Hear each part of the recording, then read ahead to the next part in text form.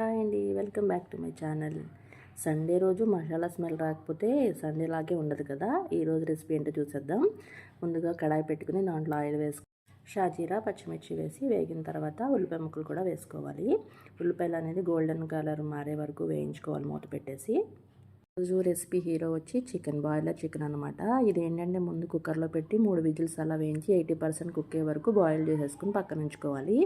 ఈ లోపు మన ఉల్లిపాయ ముక్కలు కూడా బాగా వేగిపోయినాయి అనమాట. దీంట్లోకి ఏంటంటే ఫ్రెష్గా చేసుకున్న అల్లం వెల్లుల్లి పేస్ట్ అయితే బాగుంటుంది. నేను అప్పటికప్పుడు చేసుకున్నది అయితే దీనికి యూస్ చేస్తాను అనమాట.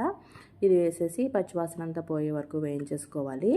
బాగా మగ్గిన తర్వాత దాంట్లో కొంచెం పసుపు, అలాగే టేస్ట్కి తగ్గట్టు ఉప్పు, అలాగే కారం ఇవన్నీ వేసి కొంచెం ఆయిల్ అనేది సపరేట్ వరకు వేయించుకుని మనం ముందుగా పెట్టుకున్న చికెన్ ఉంది కదండి, దాంట్లో కొంచెం వాటర్ అనేది సపరేట్ చేసేసి చికెన్ వేసేసి చికెన్కి మన ఉప్పు కారం బాగా పట్టిన వరకు వేయించుకోవాలి.